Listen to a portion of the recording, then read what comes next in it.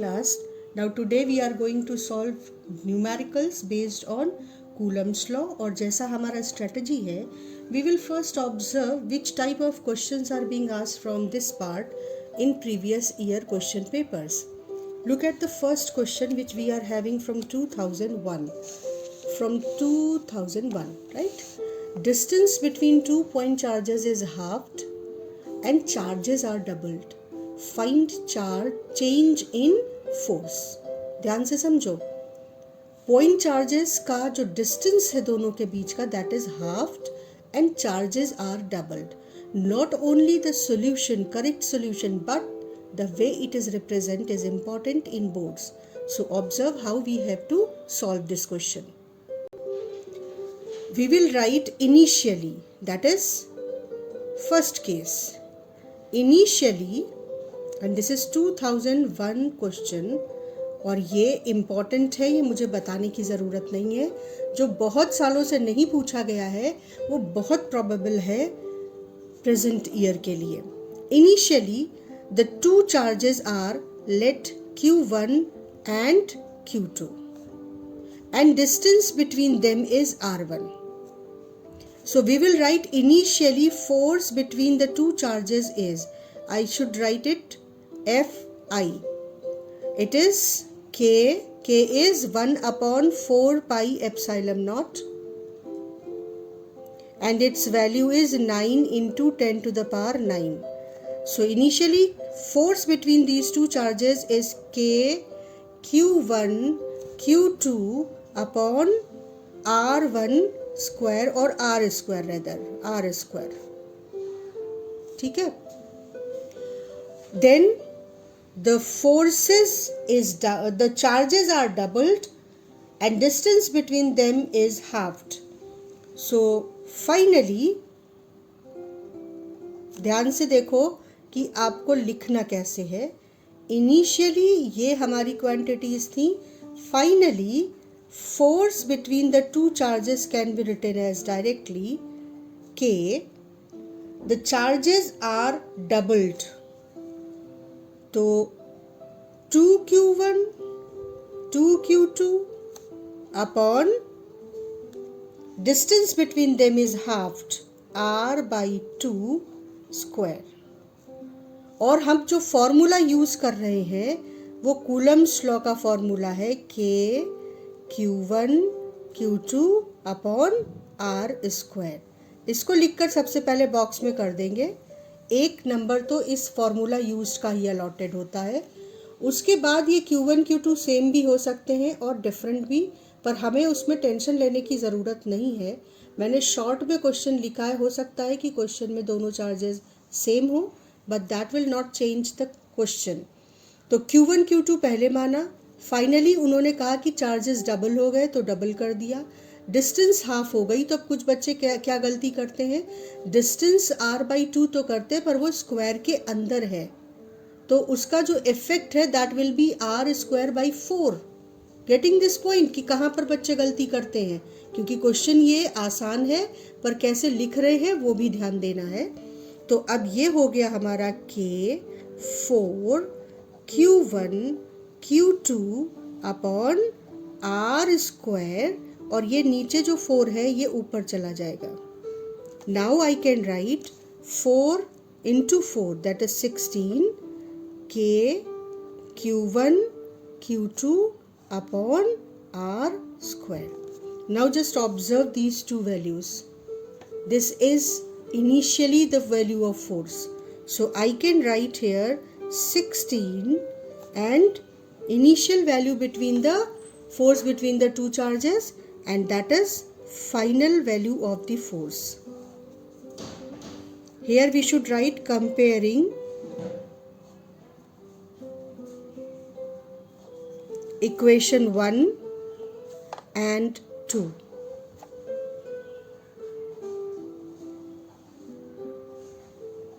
Right? So this will be your answer, that finally force is 16 times the initial force when distance between them is halved and charges are doubled. So this is this change in the force between the two charges, right? Next question देखते हैं. This is question from 1995. Distance between 2 point charges is doubled and charges are also doubled.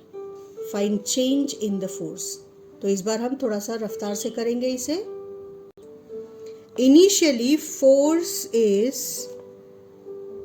K Q1 Q2 upon R square and finally force is K, charges are doubled and distance between them is also doubled. तो 2r का whole square हो जाएगा. ये ध्यान रखने वाली बात है. बस नॉर्मली ऑन एन एवरेज बच्चे यहाँ गलत करते हैं. r की जगह 2r रखोगे तो ये 2r स्क्वायर हो जाएगा. तो यहाँ तुम लिख सकते हो k 4 q1 q2 upon 4r square. इसको रीअरेंज किया k q1 q2 upon r square और देखो ये दोनों 4 कैंसिल हो जाएंगे. So you will have k q1 q2 upon r square is the final force. That means initial force. So if the charges are doubled and distance between them is also doubled, then there will be no change in the force between the two charges. अब हम कुछ question लेते हैं एच.सी. वर्मा से, जो बहुत simple question है और बोर्ड के लिए प्रोबेबल क्वेश्चन है. One question is question number 8. Calculate minimum possible force between two charges placed at a distance of 1 centimeter from each other. ठीक है, बहुत सिंपल क्वेश्चन है और बोर्ड में कॉन्सेप्ट के लेवल पर ये बोर्ड की चॉइस क्वेश्चंस में से हो सकता है. तो करने का तरीका क्या है? First right the formula use. Coulomb's law लिख दिया. Right. K is 1/4 pi epsilon naught, that is equal to 9 into 10 to the power 9 Newton meter square upon Coulomb square.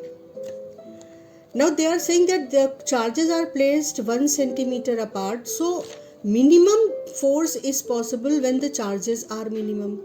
And minimum charges possible are that both are electrons. So let us take the charges to be, both the charges to be electron. Then force between them can be written as, force is the value of K 9 into 10 to the power 9.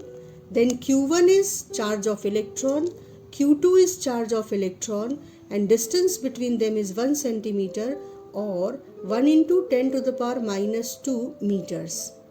तो R का square. इसको solve करेंगे तो अब आप video pause करके खुद से सॉल्व करो इसको. Then value comes to be 2.3 into 10 to the power minus 24 newtons. Simple question है बेटा. आ गया सबका?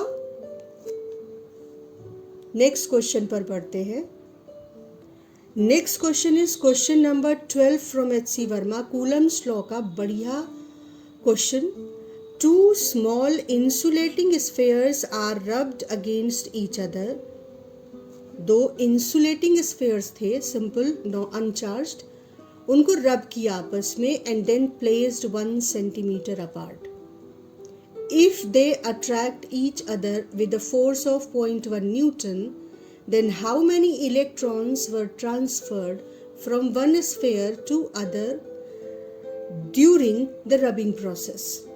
अब दोनों चार्जेस पहले, दोनों स्फेयर्स पहले अनचार्ज थे, न्यूट्रल थे. जब रब किया तो मान लेते हैं let the charge transferred from one sphere to other is n number of electrons.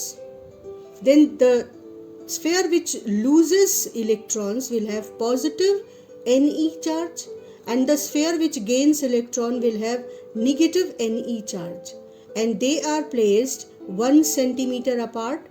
That means 1 into 10 to the power minus 2 meter apart. Now first we will write the formula used. After that substitute the values.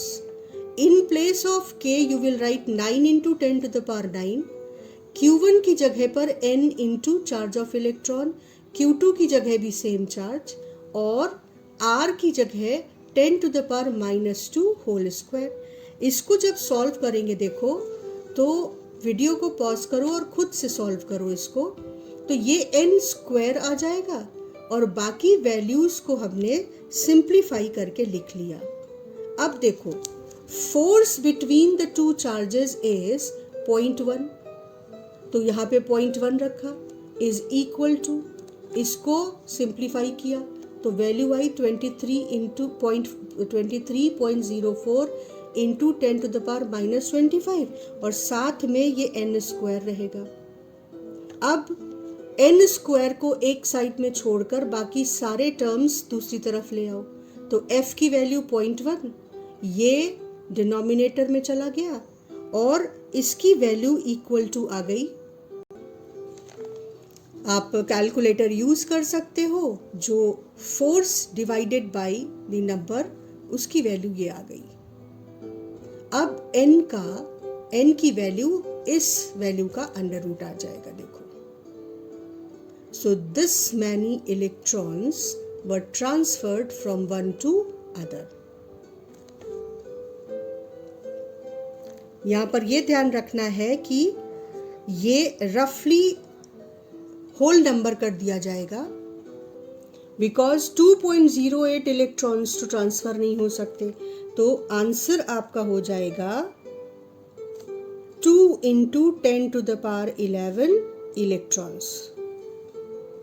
These many electrons are transferred from one sphere to other.